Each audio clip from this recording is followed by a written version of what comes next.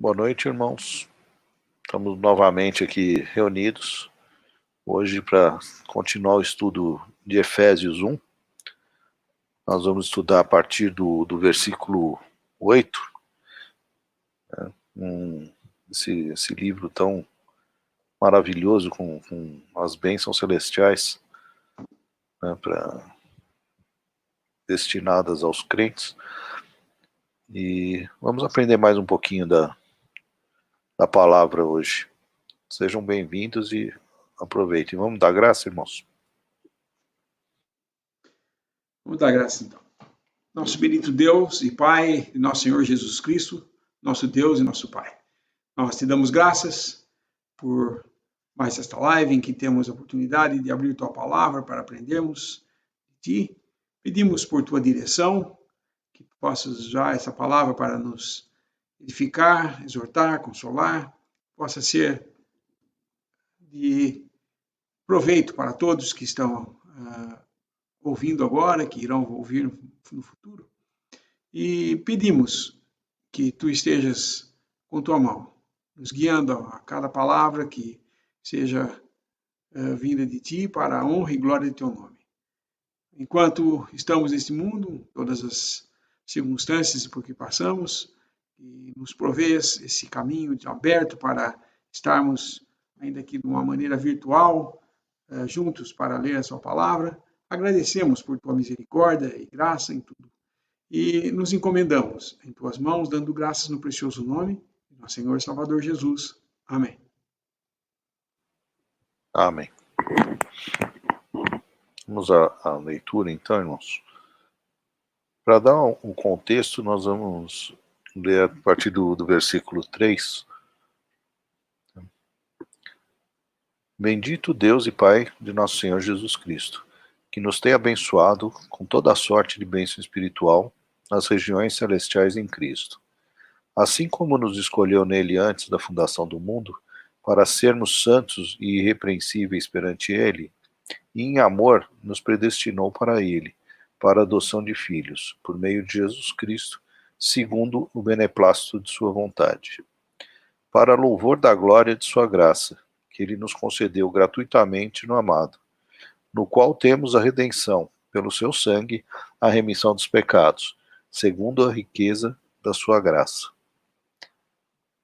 que Deus derramou abundantemente sobre nós em toda sabedoria e prudência, desvendando-nos o mistério da sua vontade, segundo o seu beneplácito que propusera em Cristo, de fazer convergir nele, na dispensação da plenitude dos tempos, todas as coisas, tanto as do céu como as da terra. Nele, digo, no qual fomos também feitos herança, predestinados segundo o propósito daquele que faz todas as coisas conforme o conselho da sua vontade, a fim de sermos para louvor da sua glória, nós, os que de antemão esperamos em Cristo. Em quem também vós, depois que ouvistes a palavra da verdade, o evangelho da vossa salvação, tendo nele também crido, fostes selados com o Santo Espírito da promessa, do qual é o penhor da nossa herança, ao resgate da sua propriedade em louvor da sua glória. Por isso, também eu, tendo ouvido da fé que há entre vós no Senhor Jesus, e o amor para com todos os santos, não cesso de dar graças por vós, fazendo menção de vós nas minhas orações, para que o Deus de nosso Senhor Jesus Cristo, o Pai da glória, vos conceda espírito de sabedoria e de revelação no pleno conhecimento dele, iluminados os olhos do vosso coração, para saberdes qual é a esperança do seu chamamento, qual a riqueza da glória da sua herança nos santos, e qual a suprema grandeza do seu poder para com os que cremos, segundo a eficácia da força do seu poder, o qual exerceu ele em Cristo, ressuscitando-o dentre os mortos e fazendo-o sentar à sua direita nos lugares celestiais, acima de todo principado e potestade, e poder e domínio, e de todo nome que se possa referir, não só no presente século, mas também no vindouro. E pôs todas as coisas debaixo dos pés, e para ser cabeça sobre todas as coisas, o deu à igreja, a qual é o seu corpo, a plenitude daquele que tudo enche em todas as coisas.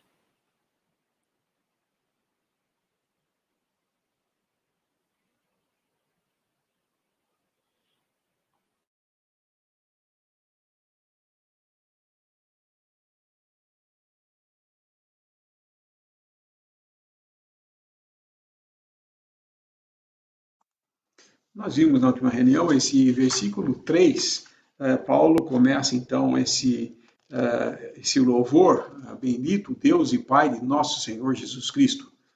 E ele está falando nessa primeira parte, até o versículo 7, ele estava falando a respeito desse mistério, né, de sermos agora predestinados para filhos de adoção. Filhos de adoção aqui é no sentido de filiação mesmo. Nós somos feitos filhos em Cristo Jesus. E isso é um privilégio que somente é dado aos crentes nesse período da graça de Deus, que é quando ele passou a pregar, a revelar ao homem esse mistério que era antes da fundação do mundo, Deus ter elegido um grupo de pessoas, uma companhia de pessoas, que ele iria não só salvar, mas também colocar no lugar de seu filho, como seu filho. É diferente de você apenas adotar, porque essa palavra que fala aqui, filhos de adoção, o filho de adoção, ele passa a levar o nome do pai que o adotou, mas ele, inclusive, tem participação em todas as coisas, tudo, na maioria das vezes, mas ele continua sendo uma pessoa que geneticamente não tem nada a ver com o pai que o adotou. Mas no nosso caso, quando Deus nos chamou, nos predestinou, e nos chamou então para essa posição agora como filhos de Deus, ele nos capacitou a ter essa posição em Cristo Jesus na nova criação. Porque Cristo tendo morrido, feito a obra de redenção, tendo morrido naquela cruz, levando sobre si o juízo, se fazendo pecado por nós e levando o juízo desse pecado naquela cruz, ele ressuscitou dentre os mortos. Tendo morrido naquela cruz, derramado o seu sangue, ele foi enterrado, mas ressuscitou dentre os mortos. Isso toda essa passagem, desde Cristo sendo crucificado, morto, sepultado e ressuscitado, aqui não trata em Efésios. Aqui começa a tratar dele sendo glorificado e nos lugares celestiais. Então, essa posição que se mostra em Efésios está mostrando o crente vivificado, ressuscitado em Cristo e assentado nos lugares celestiais em Cristo Jesus. Para que nós pudéssemos ter essa posição, não era só apenas Deus assinar um papel de adoção, falando, eu adoto o fulano de tal como meu filho. Não. Era necessário que ele transmitisse vida para essa sua nova criação. E isso ele faz, como ele fala, vivificando, que é o que ele vai falar no capítulo 2, a partir do capítulo 2, vai mostrar o que é essa vivificação, que é nos comunicando vida, a vida de Cristo ressuscitado. Assim, então, nós podemos ser chamados filhos de Deus. É o que o Evangelho de João fala, aqueles que... Vamos ler lá, o Evangelho de João, no capítulo 1,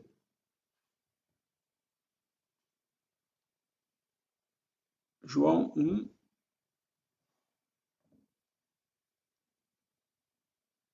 versículo 12.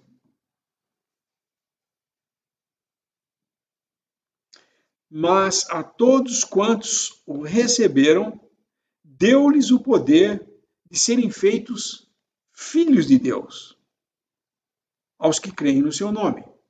Então não é apenas a questão de adotados como filhos, mas fomos feitos filhos de Deus pela fé em Cristo Jesus, por essa obra.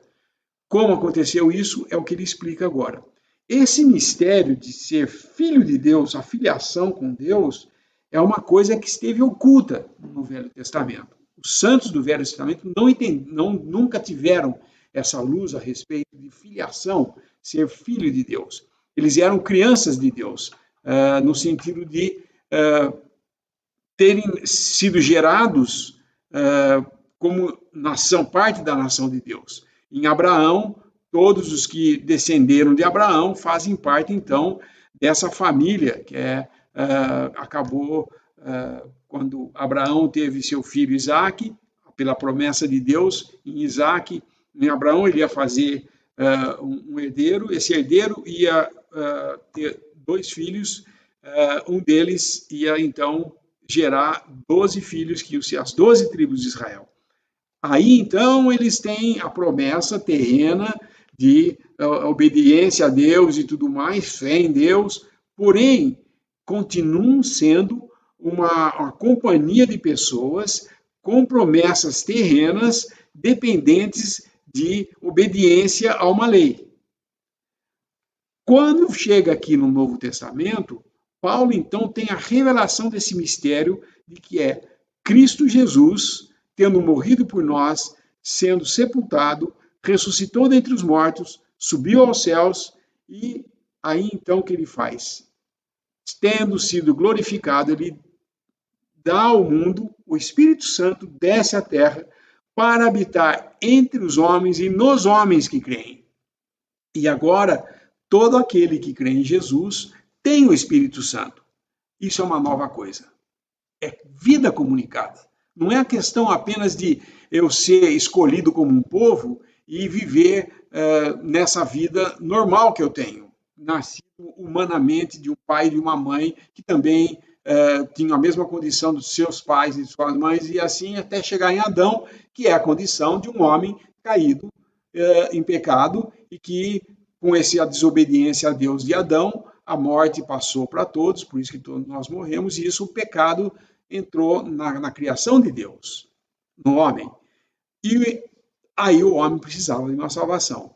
O plano de Deus, a salvação em Cristo Jesus, coisa essa que não foi um plano de última hora, como um plano B, no caso de uma emergência. Não, porque nós fomos escolhidos antes da fundação do mundo. Então Deus sabia muito bem de todas as coisas e nos escolheu. Então, a primeira parte é filiação. Isso é importante, eu repeti de novo para nós termos isso bem embasado. Agora, a partir do versículo 8, vamos voltar lá na nossa carta aos Efésios, no capítulo 8, no versículo 8, ele no 7 falou em quem temos a redenção pelo seu sangue, a remissão das ofensas, segundo as riquezas da sua graça. Isso foi como Deus nos redimiu pelo sangue e como ele fez, nos tirou, nos remiu das ofensas, né? E agora, segundo as riquezas da sua graça, nos colocou como filhos de Deus, na mesma posição do filho. Tá?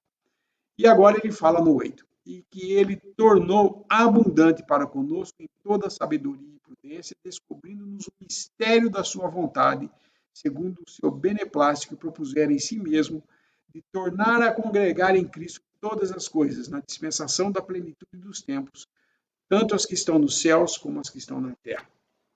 A filiação em relação com o Pai não é tudo na salvação do homem. Aqui, Paulo, no meio dessa oração, agora ele passa a se regozijar a respeito do relacionamento que nós temos como co-herdeiros da herança com Cristo. A herança das coisas materiais que Cristo vai ter no milênio. Não está falando aqui da nossa herança celestial. A intenção de Deus para esse grupo de pessoas que somos nós, esse grupo favorecido, que é a Igreja de Deus, é que sejamos inteligentes quanto ao propósito eterno que Ele quer que nós saibamos que Ele está fazendo. É da vontade de Deus que nós saibamos que Ele está fazendo essas coisas nesse mundo. Agora, não é que Ele vai fazer, Ele agora está fazendo. através da igreja. E fará no mundo vindouro, no milênio, quando ele vier com os seus para estabelecer um reino, e então ele vai fazer com que haja harmonia entre o céu e a terra. Então, importante isso. O plano de Deus aqui, ele predestinou filhos para serem feitos filhos pela fé em Cristo Jesus, e agora ele tornou abundante em toda a sabedoria e prudência, descobrindo-nos ou revelando-nos o mistério da sua vontade. É o prazer de Deus revelar agora, porque esse mistério que ele está falando aqui estava oculto no passado. Não se fala, você pode ler quantas vezes você quiser ler no Antigo Testamento, no Velho Testamento, não vai ter nada dizendo desse mistério de que Deus ia fazer convergir em Cristo todas as coisas. Ele falava de que ele viria reinar no milênio, e que estaria nesse milênio, as nações se subjugariam, eles seriam a cabeça e não a cauda, a nação de Israel. Porém, o que eu estou falando que era mistério é de que teria-se um corpo, uma noiva junto com ele fazendo isso, que é a igreja. Porque o propósito de Deus de fazer convergir todas as coisas em Cristo, isso eles até entendiam. Eles estavam esperando um Messias que viesse reinar sobre eles e subjugar vencer todos os inimigos e destruir todos. Inclusive, quando o Senhor Jesus é crucificado, nós vemos aqueles dois homens caminhando no caminho de Emaús, e o Senhor se coloca do lado deles, eles não sabem que era o Senhor, e eles falam, mas estavam desanimados, e o Senhor fala, o que andais conversando? Por acaso é estrangeiro que não sabe dos acontecimentos, de como aconteceu, e falando de uma maneira triste, ele foi crucificado, aquele que nós pensamos que era o Messias, foi levado, perdendo todas as esperanças. E ele fala, tardes de coração para entender todas as coisas, tal. E daí ele começa a explicar, começando pelos salmos, pelos profetas, a falar de Cristo. Então, a revelação de Cristo, desse mistério de fazer convergir todas as coisas, toda a criação em Cristo Jesus, com a participação desse corpo que ele está formando aqui na Terra, que é a igreja, através de como? Salvando dentre os gentios e dentre os judeus homens que vão formar uma terceira entidade, que é a igreja. E essa igreja, agora, ele está fazendo conhecer os seus mistérios, para que ela tenha não só no futuro o gozo de saber de toda essa glória e tudo que Deus propôs em seu Filho, mas agora nós gozarmos disso aqui na Terra. Não é uma coisa que nós vamos ficar andando aqui como Israel, que andava aqui guardando a lei, fazendo todas as coisas, mas sem entendimento. O cristão, ele faz as coisas com entendimento, porque Deus revelou. Então, esse mistério que ele está falando aqui, o versículo 9, descobrindo-nos o mistério da sua vontade, a vontade de Deus. Ele tá descobrindo para nós. Não é que ele está descobrindo no sentido que ele também achou, ele não tinha visto, não. Ele está nos desvendando. Seria a melhor palavra que seria desvendando para nós alguma coisa que estava velada, estava fechado, ninguém via. Só Deus sabia disso. Era um mistério oculto em Deus, diz as Escrituras. E agora revelado. Uma vez revelado, era o mistério da sua vontade, segundo o desejo do próprio Deus, que propusera em si mesmo. Qual era esse mistério? Tornar a congregar, ou seja, agrupar em Cristo, colocar todas as coisas sob o domínio de Cristo, na dispensação da plenitude dos tempos. O que é a dispensação da plenitude dos tempos? É o milênio. É o milênio. Tanto as que estão nos céus, como as que estão na terra. Isso é a harmonia entre céu e terra. É o propósito de Deus de fazer congregar em Cristo todas as coisas. E isso ele fez congregando uma classe, um grupo especial de pessoas, que são os cristãos, que estarão com ele quando ele vier. Só que vai ser revelado mais mistérios ainda, porque existe também a tratativa de Deus com essa igreja para que ela seja edificada e chegue até a estatura de Cristo. Quando ela estiver completa, quando a última pedra desse edifício for colocada, então a igreja está pronta e vai ser arrebatada. Quando virá o arrebatamento, em que Cristo vai chamar a sua noiva, encontrar com ela nos ares, e ela transformada, os que morreram ressuscitados, os que estão vivos nesse arrebatamento, serão transformados e juntos encontraremos com o Senhor. E então haverá, passaremos pelo tribunal de Cristo e depois estaremos então nas bodas do Cordeiro, onde nós estaremos sendo apresentados como uma noiva sem mancha, sem mácula, sem ruga, perfeita diante dele. E então se dá as bodas do Cordeiro, e aí então, enquanto isso está ocorrendo nos céus, na terra, os 7 anos de tribulação estão ocorrendo. O Espírito Santo, quando Cristo leva a igreja, o Espírito Santo vai também, porque a igreja é composta de todo cristão verdadeiro, todo aquele que crê é selado com o Espírito Santo. O selo do Espírito Santo ocorre, nós vamos ver mais à frente ali, quando se crê no Evangelho. Não é quando eu sou vivificado, não, quando eu nasci de novo, mas é quando eu crio no Evangelho da minha salvação. Então, esse grupo especial de pessoas transformados, unidos a Cristo, volta com ele, depois desses 7 anos de tribulação, quando Cristo mesmo, pessoalmente, vem no mundo para julgar as nações. Julga Israel, restaura o templo, restaura a Jerusalém como centro onde Deus, o próprio Senhor Jesus, vai estabelecer seu trono e vai reinar com justiça. E a igreja vai manifestar essa glória quando ele vier. Isso é a sua manifestação, a vinda de Cristo com os seus. A palavra distingue essas duas coisas. A vinda de Cristo para os seus e a vinda de Cristo com os seus. A vinda de Cristo para os seus é o arrebatamento. Ele virá para buscar os que são seus, a igreja de Deus. Depois de 7 anos, ele vem com os seus santos anjos, seus santos, que é a igreja, virão para o mundo, não vão descer no mundo. Nós nunca mais, depois de arrebatados, vamos pisar o mundo novamente. Nós estaremos como esposa de Cristo nos céus, mas nós do céu manifestaremos essa glória aqui na terra.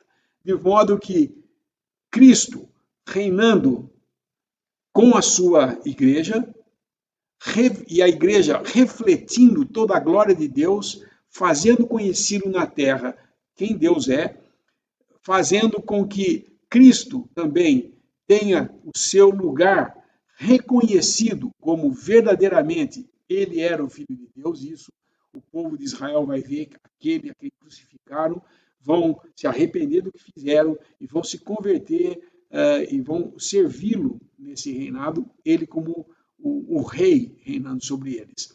Isso tudo ele vai estar mostrando aos poucos. Eu estou me adiantando um pouco nesses detalhes para ter uma noção do que ele está falando aqui.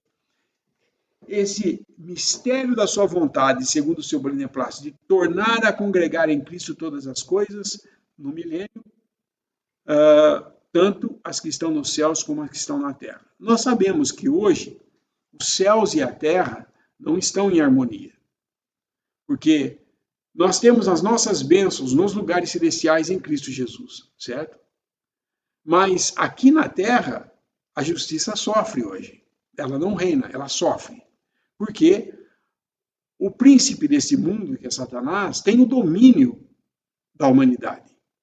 E o que Deus fez foi, enviando o seu filho, fez com que, através da sua morte, ele redimisse as pessoas.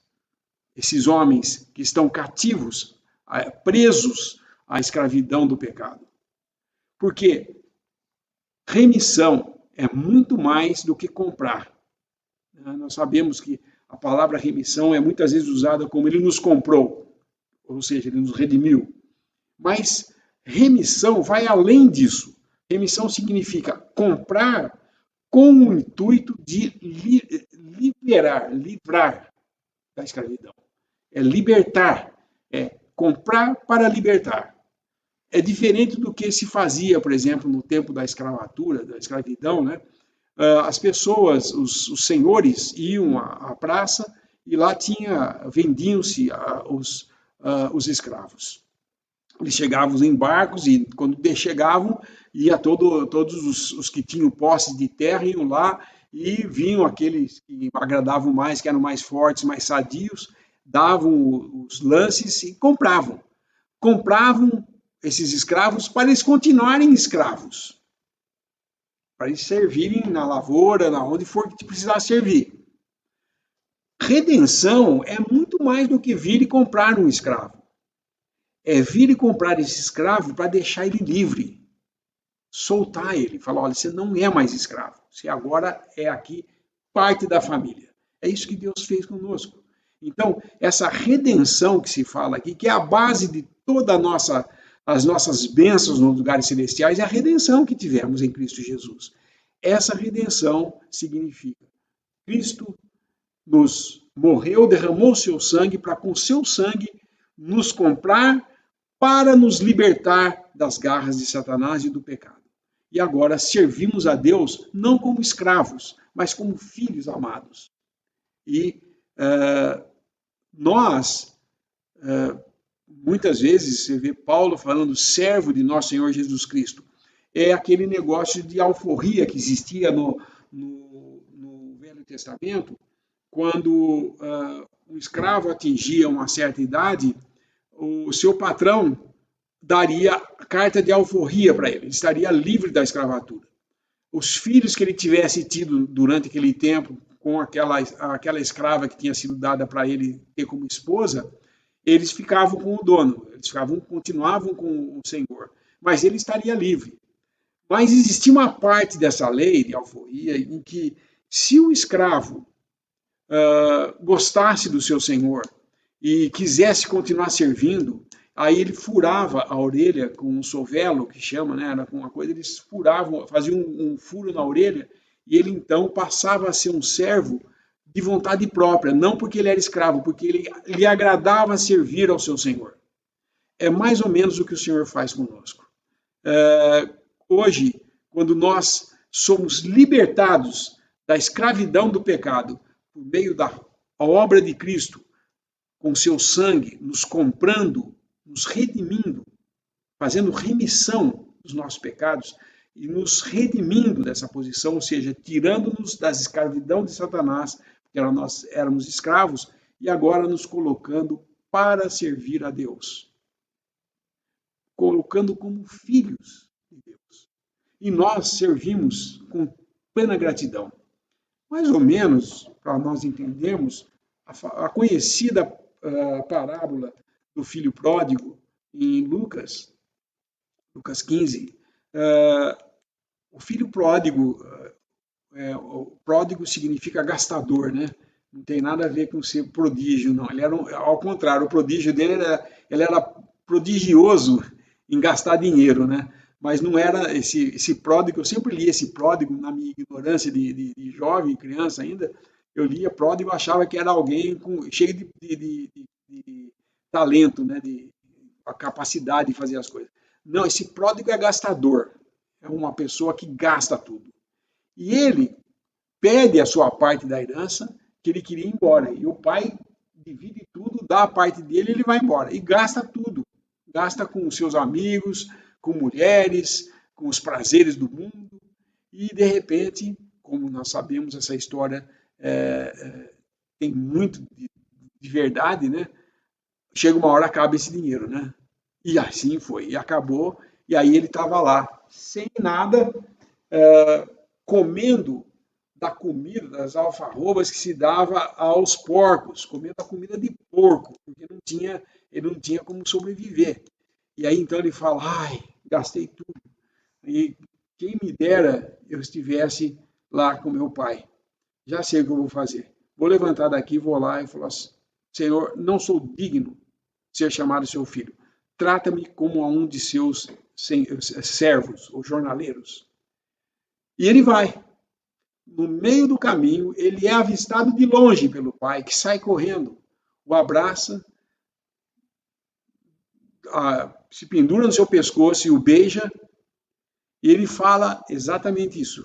Pai, pequei contra ti, perdoa o que eu fiz, mas ele não fala, me trate como um dos seus, porque não dá tempo. O pai pega ele, leva para dentro de casa, troca suas roupas, coloca um anel, sandália nos pés, veste com uma roupa nova e ceva um cordeiro que tinha guardado e faz um banquete para celebrar que seu filho estava perdido e se salvou.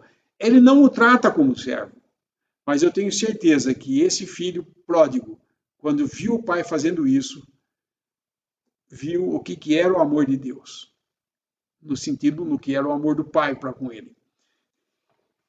Isso é para nós o que Deus faz conosco. Quando nós somos salvos, nós entendemos que agora somos filhos de Deus, mas nós temos uma gratidão em servi-lo agora, não como escravo, um serviço que era o que nós fazíamos para Satanás. Muitos falam assim, mas eu nunca fui escravo. Engano seu. Nós, antes de nos convertermos, todos nós somos escravos do pecado. Paulo fala isso no capítulo 2 de Efésios, quando nós chegarmos lá, vocês vão ver. E todos nós andávamos desgarrados e todos nós culpados. Mas aprove a Deus nos salvar, nos predestinando, nos chamando, nos justificando e agora nos selando com o Espírito Santo, nos colocando em uma posição de privilégio, feitos filhos por essa fé. Que bênção! Sirvo a Deus não porque sou um escravo comprado, sirvo a Deus porque o que Ele fez para mim é acima do que qualquer um de nós merecia. Então servimos com satisfação, mas Ele nunca nos fala, vem aqui meu servo, fala meu filho. E nós vemos o Senhor Jesus quando ressuscitou, Ele é visto pela primeira vez, a primeira pessoa na face da terra, o primeiro ser humano que viu a nova criação de Deus foi Maria Madalena, que ela foi de madrugada e o Senhor apareceu para ela como ressuscitado já, ou seja, Jesus Cristo ressuscitado entre os mortos, ele é a nova criação de Deus em Cristo Jesus, o segundo homem, o último Adão. O primeiro homem, o primeiro homem, primeiro Adão mesmo, caiu em pecado, foi desobediente, caiu em pecado e desgraçou toda a criação. Mas Deus, sabendo que não havia como consertar o homem, melhorar ele dá um fim ao homem, fazendo com que Cristo viesse ao mundo em forma de homem, sem pecado, em obediência a Deus, morresse e ressuscitasse dentre os mortos, passando pela morte como um homem e saindo como um novo homem, que é o que a gente vê nas Escrituras falando desse segundo homem, e que é o último Adão. E nós agora somos filhos em Cristo Jesus nesse sentido, desse novo homem. Isso é o mistério que estava oculto no passado, o mistério que não tinha sido revelado aos santos do Velho Testamento, mas que quando Maria Madalena vê esse novo homem, e no início não percebe que é ele, mas quando percebe fala Rabone, que quer dizer mestre, e ele pega e fala, vai e fala para os seus irmãos que vou para meu Deus, meu Pai, vosso Pai, meu Deus e vosso Deus. Pela primeira vez, ele recomenda aos irmãos que se dirijam ao Pai, a Deus como Pai. Antes era impossível isso. Mas agora, em Cristo Jesus, era possível. Então, pela fé em Cristo Jesus. Isso é muito profundo, tem muita coisa aqui. Quando se pega um capítulo como esse de Efésios, se vocês derem uma olhada em alguns, quem entende em inglês, dá uma entrada nos sites de conferências bíblicas, chama Bible Conferences. E pega assim, qualquer conferência, tem várias cidades, você pega a conferência e procura uma que estudaram o livro de Efésios 1. É impressionante, são 3, geralmente eles faziam no final de semana essas conferências, e eram assim, 1 hora e 10 que eles iam estudando. Então falava, vamos estudar Efésios 1, né? E começava. A primeira leitura, no primeiro dia, na primeira leitura que tem, de Efésios 1, por exemplo, um que recente que eu vi, em 1 hora e 20 eles leram 3 versículos, eles falaram sobre 3 versículos. Aí você, bom, agora na segunda deslancha, né? Na segunda foi do 4 ao 7. E na terceira, eles não terminaram o capítulo, porque demorou 3 ou 4 horas de reuniões e tinha tanta coisa para falar sobre isso. Porque é a riqueza das coisas que são reveladas aqui. Então, não canse de ler esse livro. Muitos leem e falam, já li, Efésios já li umas 2 vezes, tá bom. Engano, você vai ler quantas vezes você for ler, você vai ver mais coisas aí. E é difícil a gente, numa live assim, poder abranger todas as coisas, mas eu tenho certeza que o pouco que eu falei pode ser de utilidade para muitos entenderem todo o plano de Deus para conosco. E ele vai falar então dessa herança. A herança aqui não é herança desses bens materiais de agora que nós temos. Tá? Quando fala que nós somos co-herdeiros com Cristo, versículo 14, é o penhor da nossa herança. A herança não somos nós. Muitos pensam que essa herança aqui, o penhor da nossa herança, é nós que somos a herança de Deus. É verdade, nós fomos dados a Cristo por Deus. Deus proporcionou a seu Filho essa noiva, que é a igreja. Mas não é dessa herança que ele está falando. Ele está falando da herança de Cristo Jesus. Nós somos co-herdeiros. E o penhor dessa herança que ele está falando é a herança que nós vamos ter com Cristo no milênio sobre toda a criação, porque no milênio ele vai restaurar toda a criação.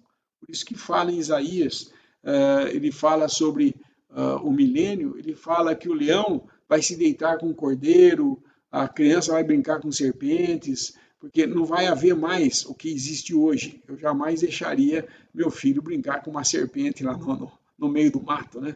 Ou ninguém poria os seus cordeiros para dormir junto com o leão, né? É pedir para perder tudo. Mas no milênio vai ter isso, porque Cristo estará reinando com justiça e toda a criação vai ser restaurada. E nós estaremos reinando com Ele e seremos co-herdeiros dessa herança. E não é só das coisas daqui da terra, mas todo o universo. Esse é o propósito de Deus nesse mistério que fala de fazer convergir todas as coisas criadas vão convergir em Cristo Jesus. E vai ser Cristo e sua igreja, sua esposa, cuidando dessa herança durante 1000 anos e no final de 1000 anos, devolvendo essa herança a Deus melhor do que quando começou. Vai ser o único homem, Cristo Jesus, o único homem que, tendo sido dado alguma coisa para ele cuidar, ele entregou melhor do que estava. Porque o resto foi tudo ao contrário. Adão foi entregue um paraíso para ele e ele teve a desobediência entrando, o pecado entrando e toda a ruína. Seu primeiro filho já matou seu irmão. Daí Deus chama Abraão e de Abraão vai fazer uma nação que ele escolheu, a pequena em tamanho, mas a nação que ele amava. E essa nação faz o quê? Crucifica o seu Messias. Desobedece totalmente. Vai para a idolatria, várias vezes teve que ser repreendido por Deus, disciplinado por Deus. Aí então vem Cristo Jesus, morre na cruz, ressuscita, se apresenta aos seus discípulos, estabelece a igreja aqui na terra, que era para ser um testemunho de Deus aqui na terra, de que ele é um só com o Filho, e nós seríamos um só com Cristo, mostrando um só corpo, e nós falhamos vergonhosamente porque descambou-se por um monte de divisões, brigas de opiniões que dividiram os irmãos, e hoje o que nós temos é a Laodiceia. A Laodiceia é um estado, aquelas 7 cartas de igrejas de Apocalipse. A última igreja é um histórico da evolução da igreja, desde do primeiro amor até o final, em que ela está falando, eu estou rica, tenho tudo, não preciso de nada, mas não sabe que é pobre, cega e nu, e ele está do lado de fora da porta, batendo, chamando Quem abrir a porta e cear comigo, eu cearei com ele, eu estarei com ele. Então, é o estado de Laodiceia, o homem novamente falhando, a igreja que foi uma coisa que era dos propósitos de Deus que fosse abençoada, ele começa a tratar agora como apenas um remanescente, como foi com Israel, e no final nós estaremos vendo o dia em que ele vier e também vai tratar com essa igreja, arrebatando os seus que são selados com o Espírito Santo, e os professos ficam aqui na terra não para ter uma segunda chance. Não tem esse negócio de segunda chance, porque Tessalonicenses é bem claro, os que ficarem aqui, os que se professam cristãos, mas não são verdadeiramente, porque não têm fé em Cristo, têm profissão de fé, mas não é fé. Fé é você crer naquilo que Deus falou a respeito de você. É crer no evangelho da sua salvação. Muitos apenas falam, eu sou cristão, tal, mas é porque tem algum interesse em alguma coisa, mas de coração não crê que Cristo morreu pelos seus pecados. Esse fica. E por não aceitar Cristo como Salvador, por rejeitar a salvação, eles vão ser entregues não a uma segunda chance de ouvir o evangelho do reino, que vai ser pregado a partir do momento depois do arrebatamento, na tribulação. Mas eles vão rejeitar esse evangelho e vão se entregar ao domínio da besta e do anticristo. Vão ser enganados porque se negaram a aceitar a verdade. Então, não existe segunda chance. É hoje, é agora. Se você ainda não crê em Jesus como seu Salvador, se você ainda não aceitou que Cristo morreu por você naquela cruz, derramando seu sangue para te salvar, faça isso agora, porque não vai ter chance depois não. É hoje o dia da salvação, é agora. Então isso é muito importante para que nós entendamos que o amor de Deus enviou seu Filho e ele anuncia a todos essa salvação agora. E o plano dele para aqueles que creem é que eles sejam feitos filhos e que venham aqui na terra manifestar essa glória durante o milênio, juntamente com Cristo. E então estaremos para sempre com o Senhor. Mas fica o convite, se você ainda não crê nisso, creia em Jesus como seu Salvador. Eu vou parar um pouquinho por aqui, para se alguém tiver alguma pergunta, ou o irmão também querer acrescentar algo. Na realidade tem uma pergunta aqui de um irmão, pôr na tela.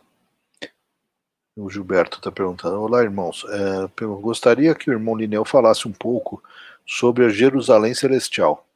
Ela retrata a igreja reinando com Cristo?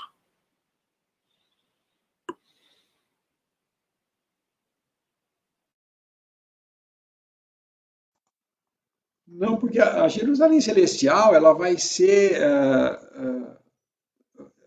durante o milênio, Cristo vai estar reinando com a igreja, mas vai ser um reinado aqui na terra com Israel e nós nos céus.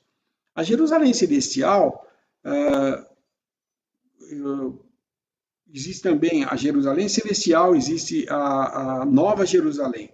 A Nova Jerusalém vai ser quando Deus estabelecer durante o milênio, vai ter nos céus uma Jerusalém, Jerusalém Celestial. Existe a Nova Jerusalém, que é quando vai ser criado tudo, e no final do milênio vai haver o estado eterno, nós vamos entrar no estado eterno. A terra e todas as coisas que nós vemos aqui vão se desfazer, e aí então nós entramos no estado milenar.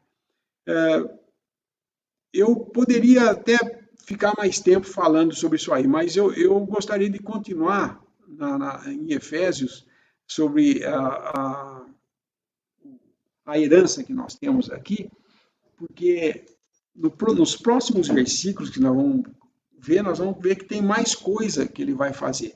Mas, de um modo geral, dizer que a igreja, a Jerusalém Celestial, ela não é só a igreja que estaria ali, porque quando se fala de Jerusalém, isso inclui os santos também do Velho Testamento. Eu creio que todas as famílias fariam parte dessa Jerusalém. Posso estar enganado nisso, não tenho muita certeza do que estou falando, mas eu não colocaria que a igreja celestial que a Jerusalém celestial seria a igreja durante o milênio.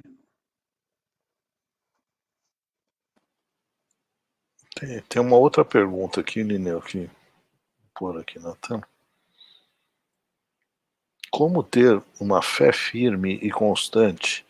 Um dia creio que Cristo levou todos os meus pecados, e no outro perco essa certeza, pois não sei se fui eleito ou não. Como crer em Jesus e continuar crendo até o fim? Crendo no que ele fala. Porque a pregação do evangelho não é assim, se você é eleito, creia. Não é, nunca ouvi pregar o evangelho assim, nunca a palavra de Deus disse, olha, se você é um eleito, creia em Jesus. Não é assim. A eleição é uma coisa que cabe a Deus, não cabe a mim. E eu, logicamente, Satanás vai constantemente lançar dardos inflamados, colocar em dúvida. Será que eu sou um eleito? Eu nunca questionei se eu sou um eleito ou não. Eu vejo o seguinte, o que Cristo falou? Eu morri por você e agora estou ofertando vida para você, se você crê que eu morri no seu lugar. Você crê isso? Acabou. Acabou. É Deus que falou, não é você. Porque nós não podemos nunca basear a nossa salvação no que eu sinto de ser salvo ou não. Porque nós ficamos procurando ver, será que eu sou salvo? Deixa eu ver se eu sou salvo. Mas como é que eu posso ser salvo se eu estou fazendo tal e tal coisa? Não é pelo que nós fazemos ou deixamos de fazer. É ato soberano de Deus. Eleição é ato soberano de Deus. O que existe é a nossa responsabilidade. Como filhos de Deus agora, andar como filhos. Ok? Lógico, às vezes, é como na nossa vida. Você sempre foi obediente ao seu pai? Não. Se você falar que você sempre foi obediente ao seu pai, eu acho que o seu conceito de obediência está um pouco falho. Porque todos nós sabemos que todos nós desobedecemos nossos pais. Eu estou falando no sentido da carne aqui, do pai natural aqui. Todos nós desobedecemos. Houve alguma vez que por causa da sua desobediência falou assim, eu acho que eu não sou filho do meu pai? Não. Alguma vez o seu pai, porque você fez alguma desobediência, falou assim, de hoje em diante você não é mais meu filho. Mesmo que ele fale isso numa ira, numa raiva que tenha, tal, passa algum tempo, ele vai atrás de você, ele traz de novo, conversa, porque ele fala, errei, pá. Mas Deus não é como o nosso pai que pode errar, como eu, que como pai posso ter errado e errei muitas vezes. Deus não erra. Então, por mais que você faça, filiação não é uma coisa que você ganha fazendo algo, mas crendo em Deus, no que Deus fez. Quando vier o maligno com seus dardos colocar na sua cabeça alguma ideia, eu me sinto salvo, acho que não sou eleito, levanta o escudo da fé, tá? Que faz parte toda a armadura de Deus. Nós devemos ter toda a armadura de Deus. Nós vamos chegar lá em Efésios, nessa armadura, lá no capítulo 5 ou 6, né? A armadura de Deus. Toda a armadura de Deus tem um escudo. Esse escudo da fé é o escudo que nós usamos para apagar os dardos inflamados do maligno que vem colocar na nossa cabeça dúvidas por causa do nosso andar, por causa das circunstâncias, por causa dos nossos sentimentos, Você sabe que nós somos cheios de altos e baixos. Um dia eu estou alegre, no outro dia eu estou meio depressivo, no outro dia eu estou mais assim. Mas a nossa salvação não depende do nosso temperamento. Ela não depende do meu alto e baixo. Eu só sou cristão quando estou no alto, quando estou no baixo eu sou perdido. Não tem. Eu sou um cristão que tem altos e baixos. Mas Deus nos cuida de nós a todo tempo. E quando nós estamos lá embaixo, Ele vem e nos ajuda. E se estamos desobedecendo e pecando deliberadamente, então nós temos que chegar e confessar a Deus, olha, está acontecendo isso, e Deus, como pai, vai te mostrar e vai te disciplinar para que você aprenda a andar, como um filho tinha que fazer. Quando eu fazia a coisa errada, meu pai me chamava e falava, vem aqui, vamos conversar. Eu sentava lá, ele dava a lição de moral em mim e falava, o que é isso que você está fazendo? Você não parece meu filho. Meu filho não é para fazer isso. Você tem que honrar seu pai. O seu pai tem você como um filho que deveria estar fazendo a vontade dele. Meu pai falava isso comigo, ele sentava e falava, filho, o que você está fazendo? Olha que coisa, isso não é coisa digna de um filho meu filho não pode fazer isso, porque eu amo e não quero que faça isso. Não é porque eu quero proibir que é proibido só fazer, meu pai só vive proibindo, ou homem quadrado. Não, ele estava te ensinando. O problema é que hoje a geração nossa tem a mania de querer achar que não se pode falar não para os filhos, né? E o filho que não ouve uma palavra não do pai vai ouvir uma palavra não lá fora e vai se rebelar contra ela e vai entrar se dar mal. Porque lá no mundo nós não temos pais cuidando de nós, nós temos pessoas como nós. Se você rejeita o que ele está falando, você pode entrar em conflito. Para quê? Então, nós temos que aprender a obediência a Deus. E é a nossa parte, como responsáveis, filhos de Deus, andar na luz e, se caímos, confessarmos nossos pecados. Se estamos sentindo que tem alguma coisa que parece que, será que eu sou eleito? Vem essas dúvidas, levanta o escudo da fé. Não, mas Cristo morreu por mim. Meu nome está lá escrito no livro da vida. Porque eu creio em Jesus Cristo como meu Salvador. Ponto final.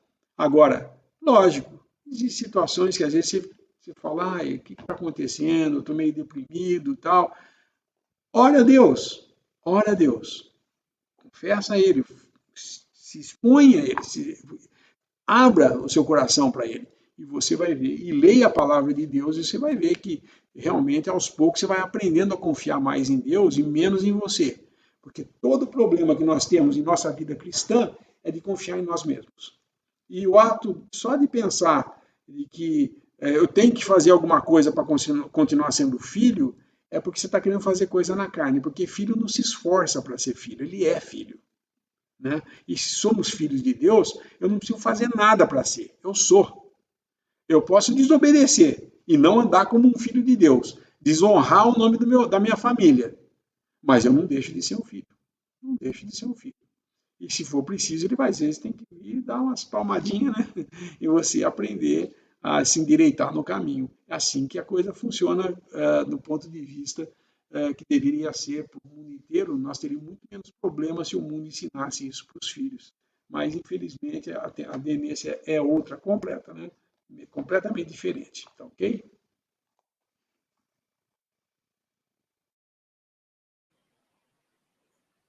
Tem um. Pensei aqui também, tem esse versículo aqui, João 5:24, também é um versículo que o Senhor falou isso, né? Na verdade vos digo, que quem ouve a minha palavra e crê naquele que me enviou, tem a vida eterna e não entrará em condenação, ou não entrará em juízo, né? Mas passou da morte para a vida.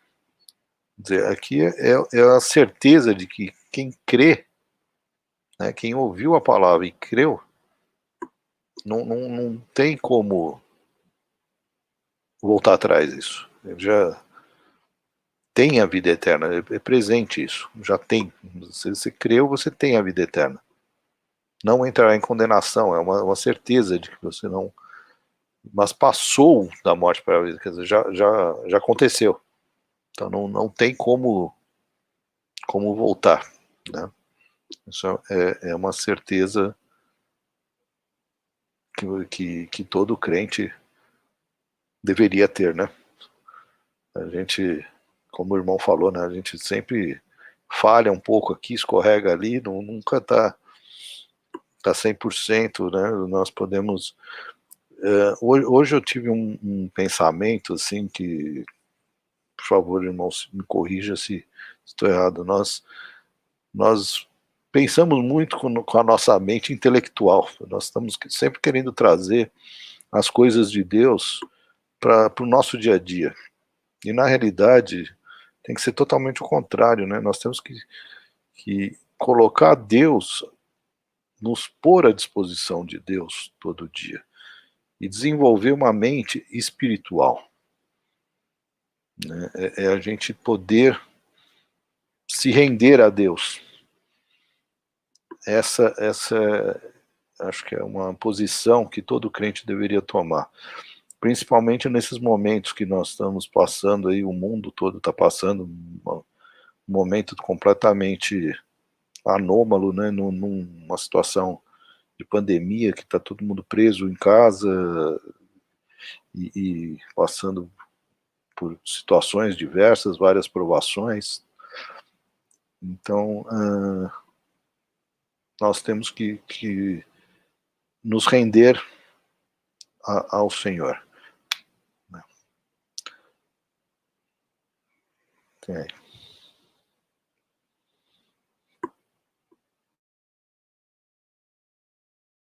Irmão, tem mais umas perguntas aqui, mas acho que nós estamos com um tempo curto aqui. Pedir para que os irmãos mandem pro e-mail e a gente pode, talvez, no domingo responder isso, né? Tá fechado o microfone.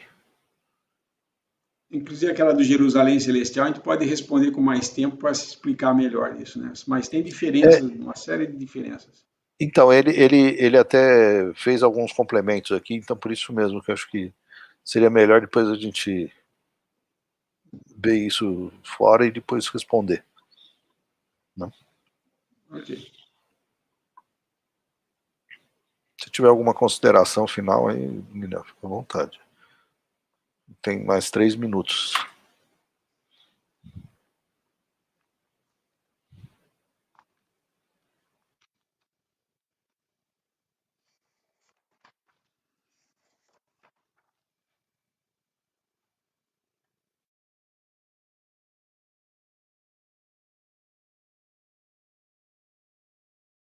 Eu só queria falar sobre essa herança. A herança tem dois aspectos, né? Na palavra de Deus.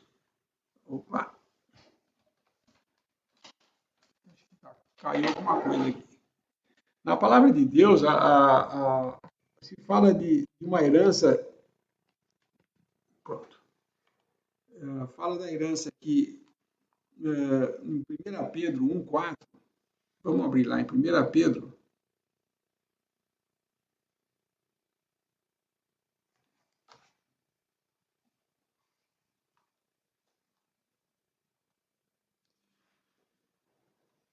Ele está falando, volta no versículo 3, ele fala: Bendito seja Deus e Pai de nosso Senhor Jesus Cristo, que segundo a sua grande misericórdia, nos gerou de novo para uma viva esperança pela ressurreição de Jesus Cristo dentre os mortos, para uma herança incorruptível, incontaminável, que se não pode murchar, guardada nos céus para vós. Essa herança é uma herança que está nos céus guardada para nós. Essa de Efésios é uma herança que está aqui na terra, que é que o Senhor vai assumir essa herança durante o milênio. O Darby, inclusive, ele fala que nós temos dois aspectos da herança. Uma que está acima da nossa cabeça, ou seja, quando Pedro fala sobre isso, ele está falando para ele escreve, né, uma carta que escreve aos judeus cristãos, né, que tinham promessas terrenas, e ele estava mostrando que agora, como cristãos, as promessas deles estavam guardadas nos céus para eles desfrutarem dessa herança, né? Mas guardada nos céus para eles. Aqui em Efésios, a herança está na terra, porque nós estamos nos lugares celestiais em Cristo Jesus. E é como Cristo vai reinar sobre a terra, sobre essa herança material, que é toda a criação de Deus, e a igreja com ele, mas lá dos céus, porque vai haver harmonia entre céu e terra. Então, esses dois aspectos da herança, nós teremos uma herança terrena, que é co-herdeiros com Cristo no milênio, mas também existe uma herança nossa guardada nos céus para nós, que é o que Deus reservou no céu para nós. A palavra reservar é usada na versão atualizada em 1 Pedro. Eu só queria falar desses dois aspectos da herança. Então, quando ele fala aqui em Efésios, ele está falando da nossa herança, que nós somos co-herdeiros com Cristo, dessa herança aqui material. Por isso que as nossas bênçãos, não são, essas heranças não são incluídas nas nossas bênçãos celestiais, porque são bênçãos terrenas, elas ficam aqui na terra. E nós, dos céus, junto com Cristo, participamos, somos co-herdeiros com Ele. Né? Só esse detalhe para deixar clara essa diferença aí.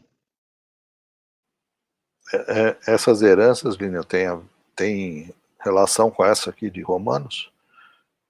Ora, se somos filhos, somos também herdeiros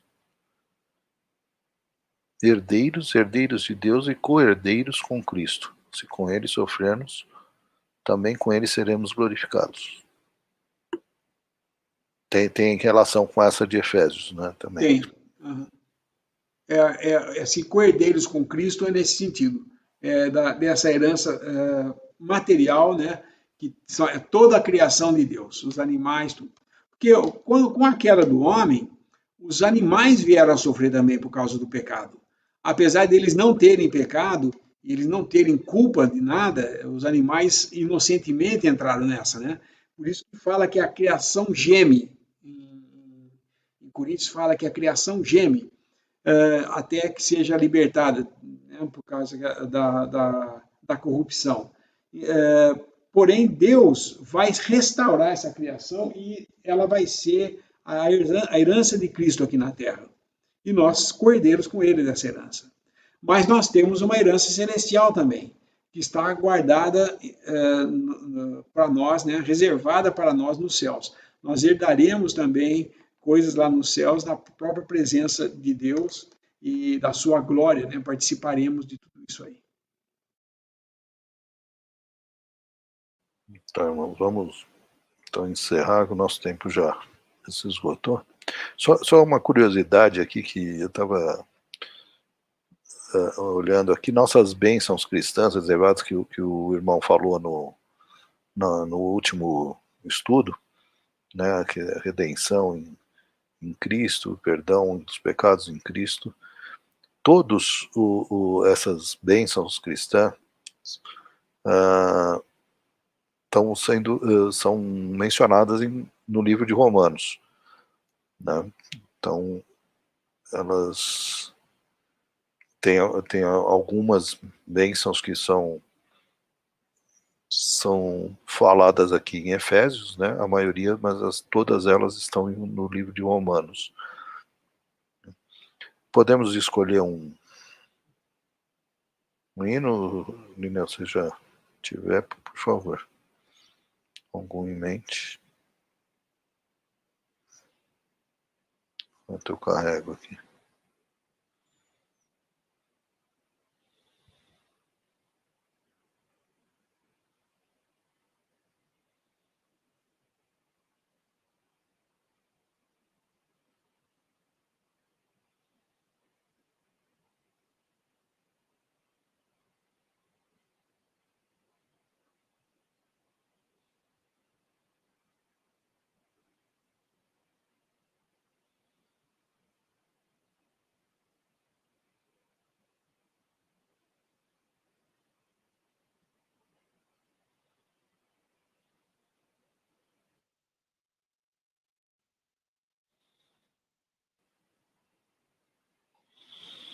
Manassés está pedindo aqui Mais Além do Sol. Você sabe qual é o número? É lá para baixo, né?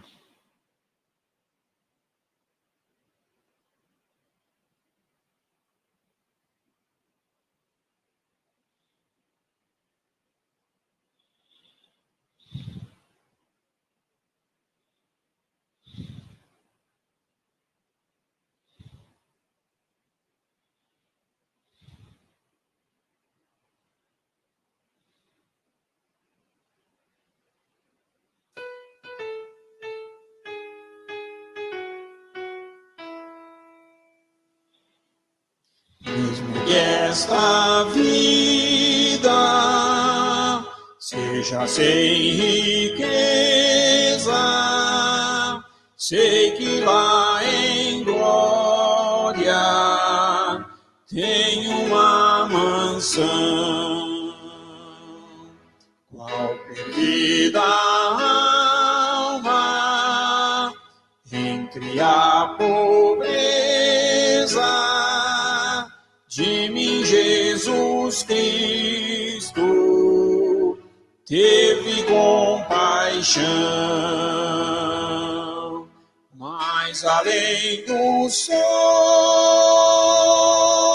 muito além do sol, eu tenho um lar, o meu lar está muito além do sol.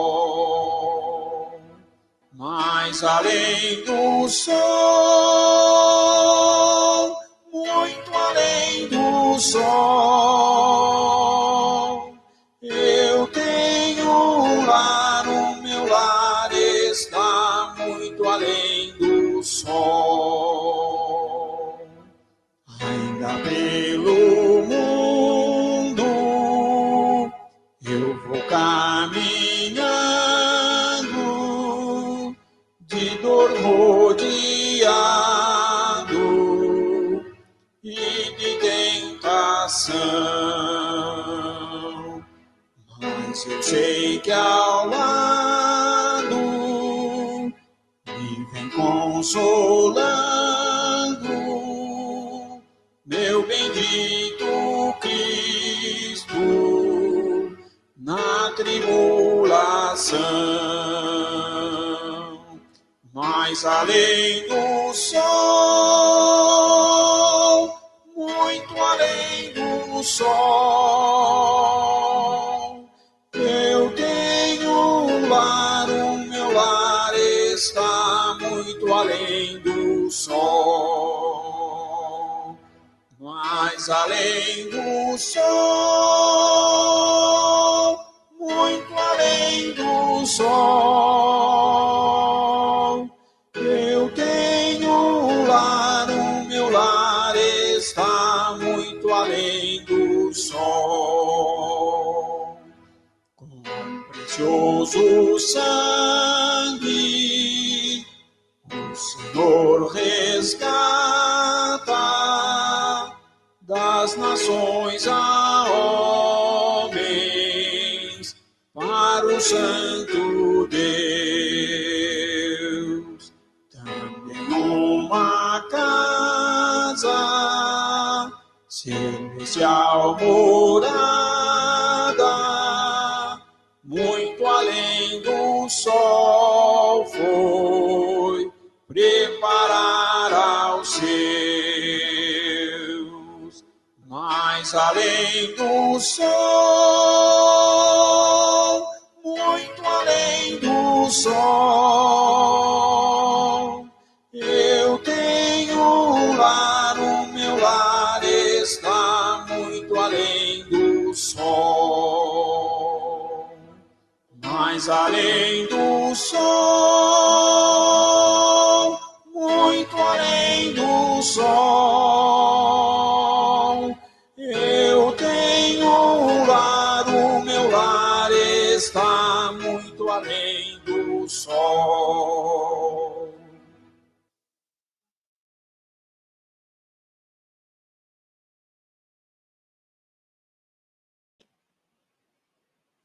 Bom, irmãos, vamos dar graças para encerrar. Nosso Deus, nosso Pai, graças te damos por nosso Senhor Jesus Cristo. Te agradecemos, Pai, por esse tempo que tu permitiste de estarmos aqui estudando tua palavra, conhecermos um pouco mais da pessoa do seu Filho e todas essas bênçãos maravilhosas que nos tem reservado, também para podermos desfrutar junto a ti depois, junto ao seu Filho. Te agradecemos, Pai, por tudo que tem nos dado, por nos sustentar nesse deserto enquanto o Senhor não volta para nos buscar. Te damos graças por tudo, pelo bendito e precioso nome de seu Filho, nosso Senhor e Salvador, Jesus Cristo. Amém. Amém.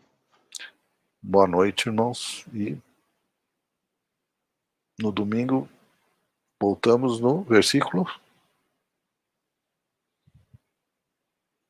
Espera aí, deixa eu pôr aqui.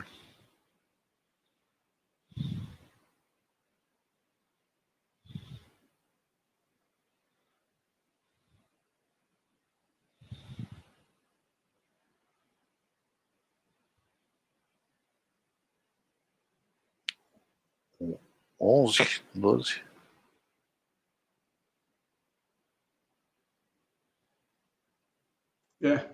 Versículo 11 em diante. 11 em diante, né? Então tá bom. Boa noite, o Senhor permitindo, nos vemos no domingo a partir de Efésios ainda, a partir do versículo 11. Boa noite, irmãos.